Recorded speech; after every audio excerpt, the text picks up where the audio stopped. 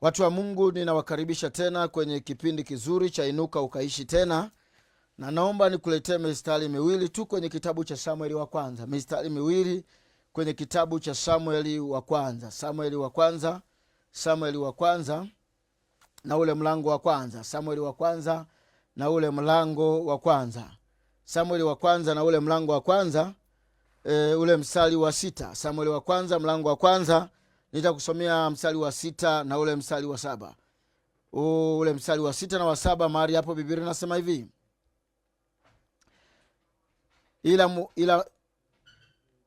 ila mwenzake humchokoza sana, hata kumsikitisha, kwa sababu Bwana alikuwa amemfunga tumbo. Tena mumewe akafanya hivyo mwaka kwa mwaka. Hapo yule mwanamke alipokwea kwenda nyumbani kwa Bwana, ndipo yule alivyomchokoza. Basi kwa hiyo yeye akalia asile chakula. Bwana Yesu asifiwe sana. Watu wa Mungu, nazungumzia habari za watu kama watatu. Kulikuwa na mtu mmoja aitwaye Elikana, lakini kulikuwa na mtu mmoja aitwaye Penina, lakini kulikuwa na mtu mmoja aitwaye Hana. Maandiko anasema huyu Hana alikuwa hazai. Hana alikuwa tasa, lakini Penina alikuwa anazaa. Penina alikuwa anazaa, lakini Hana alikuwa tasa. Lakini mume wake Elikana alimpenda sana Hana. Lakini maandiko anajaribu kutuonyesha jambo moja ambalo lilikuwa limejaribu kutokea, ya kwamba yule Penina, kwa sababu alikuwa anazaa, kwa hiyo alimtesa sana Hana. Hana aliishi kwa shida, Hana aliishi kwa mateso. Na kwa sababu kila mwaka walikuwa wanaenda Yerusalemu mara kwa mara, wakati wanaenda Yerusalemu kila mwaka kwa mwaka mara moja, mara nyingi walikuwa wakifika kule, huyu anajaribu kumsema vibaya kwa sababu mwenzake ni tasa, anajaribu kumzungumzia kwa sababu mwenzake ni tasa, anajaribu kumnenea vibaya, anajaribu kumwambia wewe ni tasa, anajaribu kumwambia wewe huna watoto. Wakiwa wamekaa kwenye meza ya chakula, analeta hoja ya kuonyesha sifa ya kwamba anazaa na kwamba mwenzake hazai. Maandiko anasema moyo wa Hana ukaumia sana, moyo wa Hana ukapata changamoto sana, moyo wa Hana ukapata shida sana, moyo wa Hana ukawa na maumivu mazito sana, kiasi kwamba Elikana kajaribu kumfariji Hana mara kwa mara, anajaribu kumtia moyo, anajaribu kumwezesha, anajaribu kumwambia usikate tamaa, lakini bado moyo wako ulikuwa unaumia. Kwa nini unaumia? Kwa sababu mtu aliyetarajia angemtia moyo ndiye anayemuumiza. Mtu ambaye jaria kwamba ni mke mwenzangu anaweza kanifariji, lakini yule alikuwa hawezi tena kumpa faraja,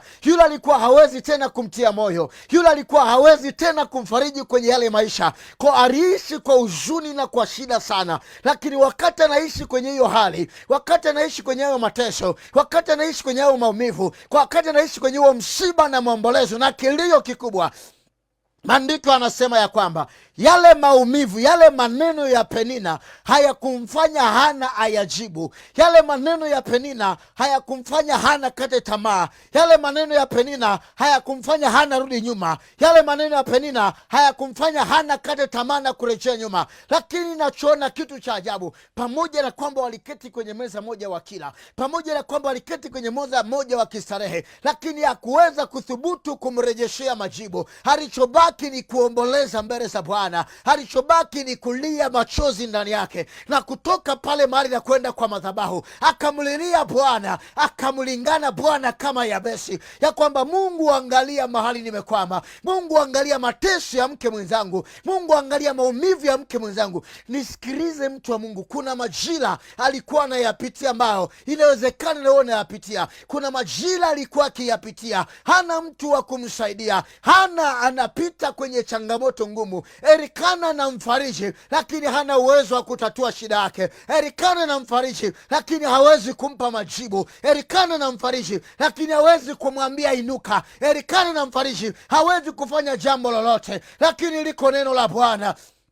Mungu akaangalia, Mungu akamtazama. Maandiko anasema ile siku akaomboleza, akalia mpaka kapoteza hamu ya chakula, mpaka kapoteza hamu ya kula chakula. Hamu ya chakula ikatoweka kwenye mwili wake, hamu ya chakula ikatoweka kinywani mwake, hamu ya chakula ikatoka. Hali ya kukaa mezani kwenye chakula, aweze kufurahia uwepo wa Bwana, aweze kufurahia kwamba yuko Yerusalemu kutoa sadaka, pamoja na kwamba mume wake alimpa sadaka mara 2 ya Penina, lakini bado alisikia maumivu, kwa sababu maneno yalikuja kama mishale mikononi mwa shujaa. Maneno yalikuja kama mshale mkononi mwa Hana. Hana aliumia, akasikia vibaya, akaumia moyo wake, akaumia, akajisikia vibaya, lakini hakutoka kumjibu Penina, bali alitoka kusimama mbele za Bwana. Hakutoka kusimama mjibu Penina, alienda kuomboleza mbele za Bwana. Hakurudi kusimama mjibu Penina, maana alijua Penina anasema maneno, nikianza kujibizana na Penina naweza kupoteza targeti.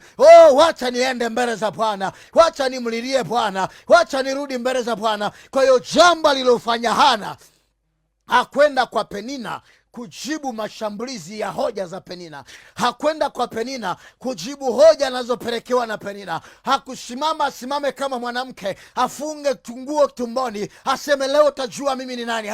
Alitoka na hiyo nguo, akafunga tumboni, akasema nitaenda kwa madhabahu, akasema nitamlingana Bwana, akasema nitamlilia Bwana, akasema nitaomboleza mbele za Bwana. Kwa wakati Penina namsema Hana hakurudi kwa Penina, alienda kwenye madhabahu. Alijua mbingu zinaweza kumtetea, alijua mbingu zinaweza kuachilia majibu, alijua mbingu zinaweza kuachilia hatima yake. Hatima yake alijua haijafungwa kwa Penina, alijua hatima yake imefungwa kwa Yehova. Hatima yake haijafungwa kwa Penina, hatima yake imefungwa kwa Mungu aliye hai. Hatima yake haijafungwa kwa Penina.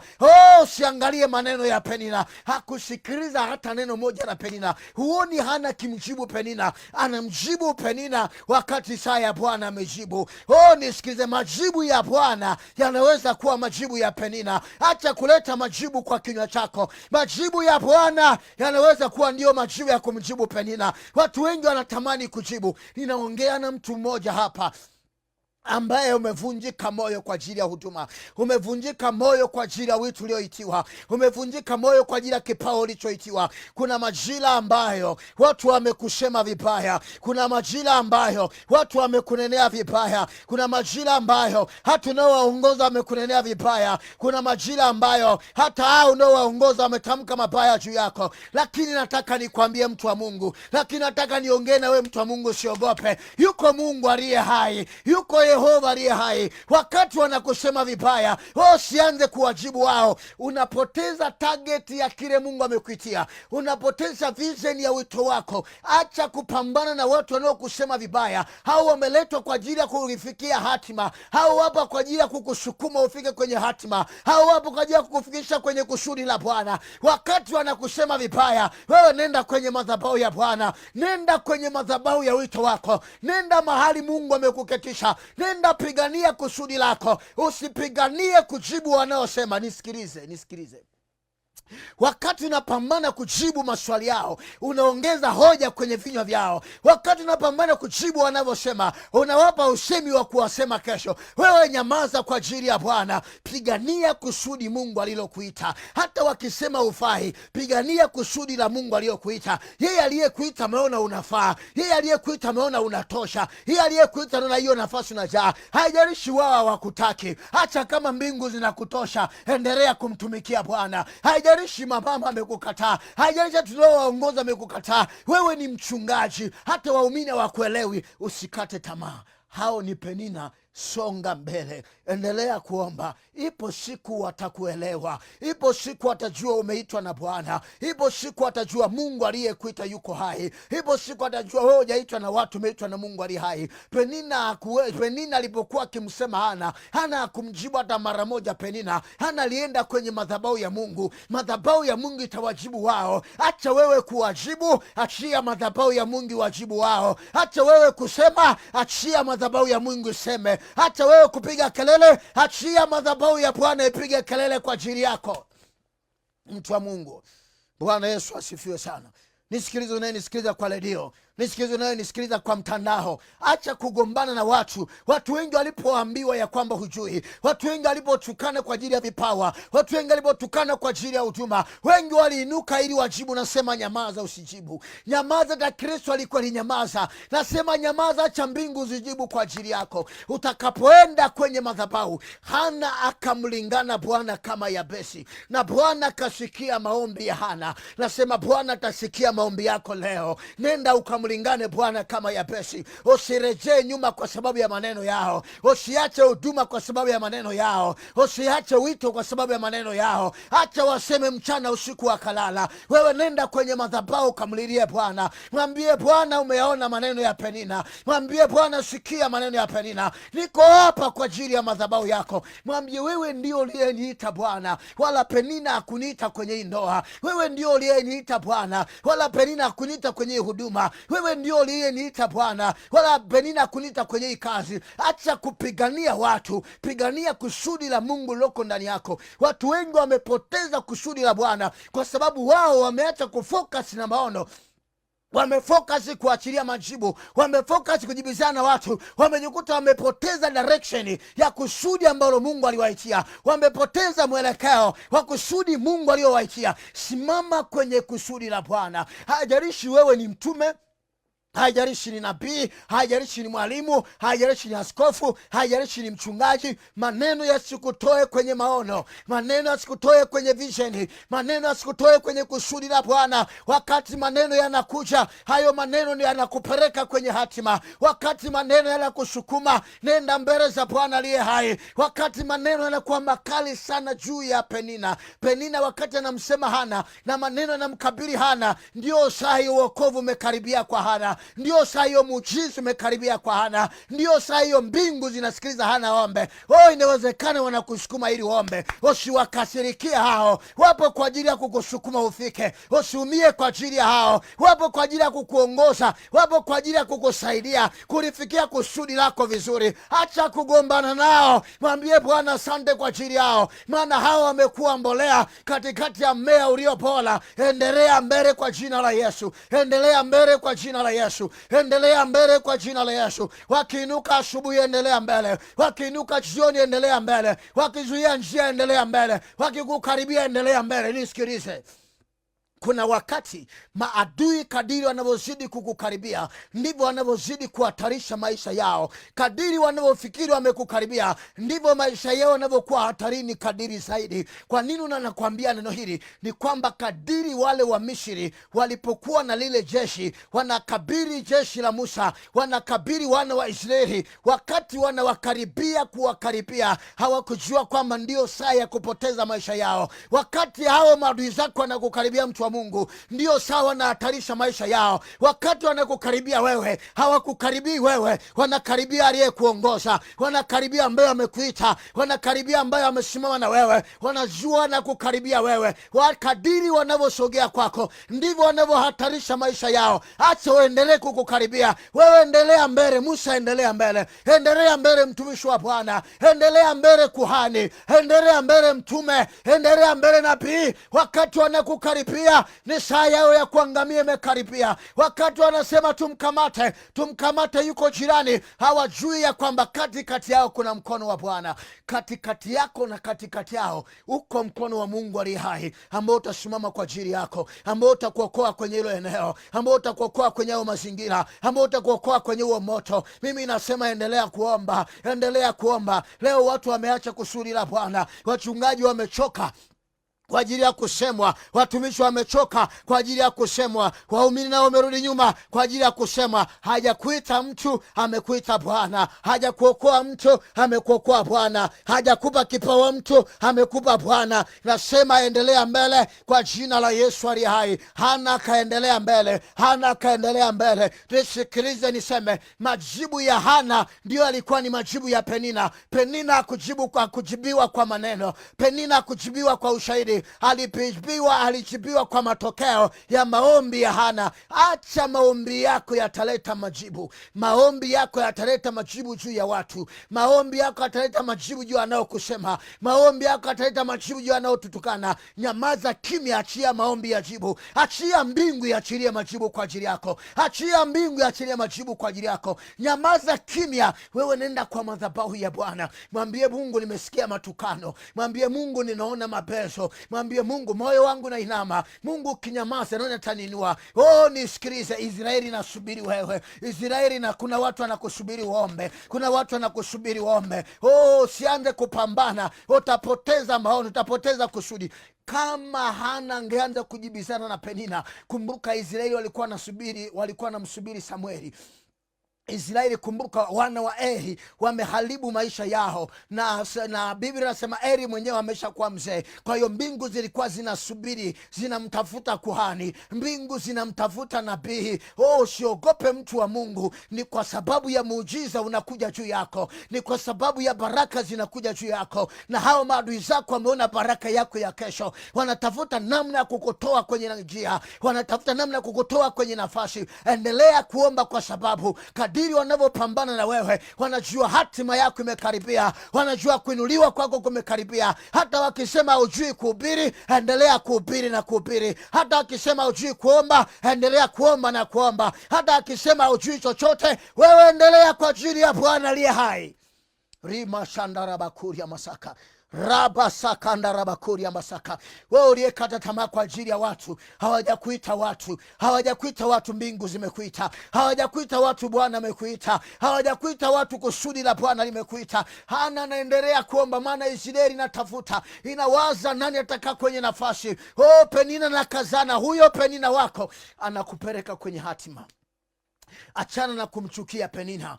Mwambie Bwana, Penina ataona majibu. Huyo Penina kesho atamsifu Bwana kwa ajili yako. Huyo Penina kesho ataungana wewe kumtukuza Bwana wako. Anasema, kweli nimeona Mungu wako. Fikiri kama Hana angekuwa anajibizana na Penina, Samueli angetokezea wapi? Manake Hana angebaki kumjibu Penina, maombi angetokea wapi? Maombi alitokea kwa sababu alijua majibu ya kumjibu Penina yatapatikana kwenye chumba cha player.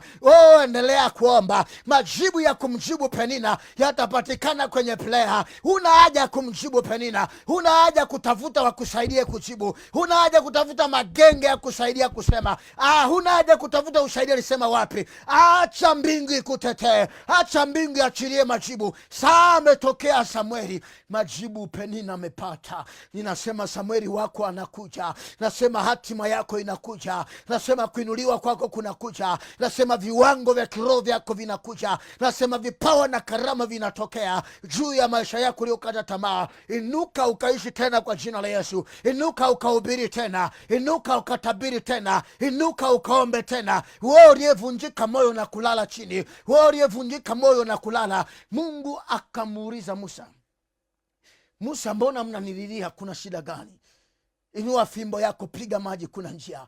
Ninakwambia inuka ukaishi tena, kuna muujiza bado.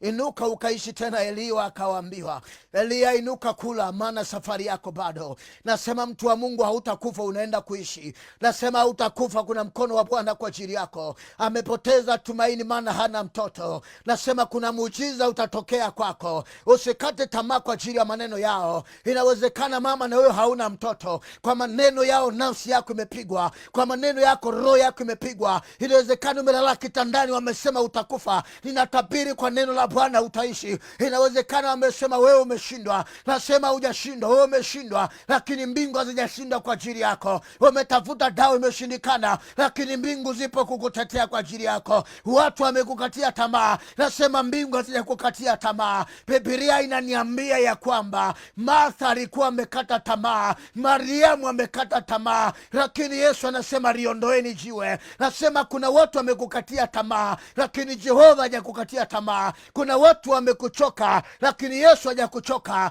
Kuna watu wameona basi umeshaoza, lakini Yesu anaona bado wewe ni mzima. Nasema inuka ukahubiri tena, nasema inuka ukaishi tena, nasema inuka, maana Bwana anakusubiri. Bwana, mbingu zinakusubiri. Kuna mahali Mungu anataka uombe, kuna mahali Mungu anataka uinuke. Haijalishi dakika moja utaomba, lakini mbingu zipo kwa ajili yako. Haleluya. Mtu wa Mungu unanisikiliza, ninajua upo kwa redio na uko kwa mtandao. Ninajua uko mahali hapo, natamani Mungu afanye kwa ajili yako. Najua natamani Mungu afanye muujiza kwenye maisha yako. Najua natamani Mungu afanye mabadiliko kwenye maisha yako. Na mimi ninasema usikate tamaa kwa ajili ya hao wanaokuvunja moyo. Nasema usivunjike moyo kwa ajili yao. Nasema usikatishwe tamaa kwa ajili yao. Nasema usirudi nyuma kwa ajili yao. Endelea mbele kwa ajili ya kuomba. Najua Elikana atakufariji, lakini Elikana hawezi kukupa mtoto. Ni wengi wamekufariji, lakini hawezi kukupa mtoto. Lakini uko muujiza kwa ajili ya Bwana. Uko muujiza kwa ajili ya Bwana. Kuna mtu hapa anasema nataka kufunguliwa, Veronica. Nasema Bwana, Veronica atakufungua mahali umekwama. Nasema Bwana ataona shida yako Veronica, na Bwana ataachilia muujiza kwenye maisha yako katika damu ya Yesu aliye hai. Ninatamani niombe kwa ajili yako. Ninatamani niombe kwa ajili yako. Kama kuna mtu anaweza kutuma message, ninatamani niombe kwa ajili yako. Raba shanda rabasika. Lakini kuna mtu kwa redio, unaweza kugusa redio yako. Kuna mtu ananisikia hapo, unaweza kujiunganisha nasi. Nataka niombe kwa ajili yako. Kuna jambo litatokea kwa maisha yako. Ni kweli umekata tamaa na kuona kana kwamba utafikiri hatima yako imefungwa kwa watu. Hatima kwa Yesu haipo kwa askofu wako. Hatima yako iko kwa Mungu ali hai. Hatima yako haiko kwa waumini. Hatima yako iko kwa Mungu. Mungu peke yake anaweza kufikisha kwenye kilele cha kusudi alilokuitia. Katika damu ya Yesu ali hai, ninaruhusu neema ya Bwana juu yako. Ninaruhusu nguvu za Bwana juu yako. Ninaruhusu uponyaji wa Bwana juu yako. Rikandarabashandarabasaka. Ninaachilia kufunguliwa kwako Veronica kwa damu ya Yesu aliye hai. Bwana kufungue mahali uko sasa. Bwana kufungue kwenye hiyo shida yako. Bwana kufungue kwenye mateso yako katika jina la Yesu aliye hai. Ninamwombea yule kwani aliyekata tamaa, mchungaji aliyevunjika moyo kwa ajili ya kanisa. Nasema simama kwa damu ya Yesu. Naachilia damu ya Yesu juu ya moyo wako. Moyo wako ulioinama nasema uinuke tena. Moyo wako ulioinama nasema usimame tena katika jina la Yesu Kristo. Kila vipawa ambavyo vimeondoka ndani yako kwa ajili ya maumivu, kwa ajili ya machozi, nasema simama. Unaelia kwa ajili ya ndoa, nasema simama. Uliyekata tamaa kwa ajili ya kanisa, nasema simama kwa jina la Yesu aliye hai. Rikama shandarabakari ya masaka rabata ya makuri andasika rika shakarabakuri andasaka. Mungu akuinue, Mungu akuinue, Mungu akuinue, Mungu akuinue, Mungu akuinue, Mungu akuinue katika damu ya Yesu, katika damu ya Yesu, katika damu ya Yesu, katika damu ya Yesu, katika damu ya Yesu, katika damu ya Yesu. Naruhusu damu ya Yesu, naruhusu damu ya Yesu juu yako. Wewe uliyelala mahali hapo nasikia shida ndani yako, naachilia uponyaji wa damu ya Yesu ndani yako. Inuka kwa damu ya Yesu ali hai. Uliyeumizwa kwa ajili ya maneno ya watu, uliyeumizwa kwa ajili ya maneno ya watu, uliyeumizwa kwa ajili ya maneno ya watu, uliyeumizwa kwa ajili ya maneno ya watu, nasema simama kwa damu ya Yesu ali hai. Mwelekee Bwana ali hai. Nenda kamlingane Bwana, nenda kamlingane Bwana, nenda kamlingane Bwana. Mwambie Bwana, nimerudi kwako. Sikiliza, hujaumbwa na watu. Usikate tamaa kwa ajili ya watu. Hao watu wanakufa, lakini Bwana anaendelea kuwa hai. Inuka kwa damu ya Yesu ali hai. Usiangalie watu, watu ni mavumbi. Usiangalie watu, watu ni udongo. Usiangalie watu, watu wanakufa, lakini Bwana anaishi milele. Nasema inuka uliyekata tamaa. Nasema inuka uliyevunjika moyo kwa ajili ya kazi yako. Umefukuzwa kazi na moyo wako umeinama. Nasema hapo sio mwisho wa kuinuka, hapo sio mwisho wa kufanikiwa. Bado kuna nuru gizani, bado nuru inaweza katokea gizani, bado mwangu inaweza katokea gizani, bado inaweza kuondolewa mahali umekata tamaa. Yuko Mungu aliye hai. Rejea kwa Bwana aliyekuumba. Mwambie Mungu, nimekuja mbele zako. Mwambie Mungu, kwa neno lako nimekuja kwako. Mwambie sikati tamaa kama Hana. Kama Hana aliinuka na kapata mtoto, mwambie Bwana, nimekuja kwako na mimi ninainuka kama Hana, na mimi ninainuka kama Ruthu. Wakati Biblia wengine wamekata tamaa, nasema na mimi ninasimama tena. Mwambie Bwana, ninainuka tena. Mwambie Bwana, nimekuja niombe tena. Mwambie Bwana, nimekuja nikulingane tena. Haijalishi Bwana, nilikuwa nimechoka jana, lakini leo narejea kwa upya mbele zako. Mwambie Bwana, ni kweli asubuhi nilikuwa nimechoka, lakini jioni ninainuka tena kwa jina la Yesu. Mwambie ninasimama tena kwa jina la Yesu. Mwambie ninarejea tena kwa jina la Yesu. Mwambie Mungu aliyekuita. Nisikilize, watu hawakukuita, watu hawakukuokoa. Karabasandarabataka. Nisikilize, kuna mahali watu wanaishia. Haijalishi umesemwa mara ngapi, haijalishi ndoa yako imevunjika jana, leo tunarejesha kwa jina la Yesu. Leo tunarejesha kwa jina la Yesu. Leo tunarejesha kwa jina la Yesu. Leo tunarejesha kwa jina la Yesu. Uhai mahali kwenye vitu vilivyokufa.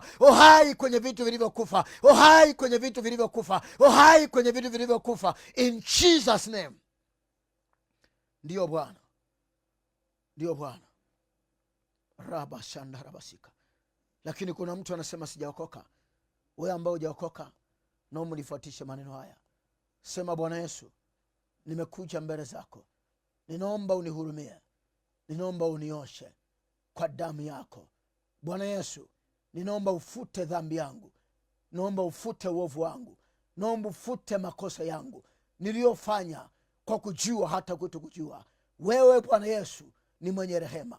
Nakusihi kwa jina lako ulifute jina langu kwenye kitabu kile cha hukumu. na uliandike jina langu kwenye kitabu kile cha uzima wa milele. Asante Yesu kwa kunihurumia. Asante Yesu kwa kuniokoa, katika jina la Yesu Kristo. Sahii umefuatisha hayo maneno, umeshaokoka sahihi. Unaweza kwenda kwenye kanisa lolote la kiroho, au unaweza kunipigia simu kwa hiyo namba niliyokutajia. Kwa nini? Naamini umeokoka na unajua mahali unaishi kuna wa makanisa ya kiroho. Nenda hapo na kwa mabudu Mungu hapo, lakini unaweza ukanipigia kwa hiyo namba nimekutajia, na nitaenda kukutajia tena wakati namaliza hapa kipindi, ili Mungu aweze kukusaidia na Mungu aweze kutembea pamoja na wewe. Na wewe ambao umeendelea una shida mbalimbali, na kuna mtu unasikia shida kwenye mgongo wako, na ruhusu uponyaji kwa hiyo pingiri za mgongo katika jina la Yesu Kristo wa Nazareti hai. Naomba nikutajie nambari ya simu ni 0685 85 21 91, 0685 85 21 91. Mtu wa Mungu, ninakukaribisha tena kwenye kipindi hiki Jumamosi ijayo, kwenye kipindi cha Inuka Ukaishi Tena. Wewe uliyepoteza matumaini, uliyepoteza maisha yako, umekata tamaa, umevunjika moyo, nasema inuka ukaishi tena katika jina la Yesu. Na Mungu akubariki, nikutakia siku njema. Shalom, shalom.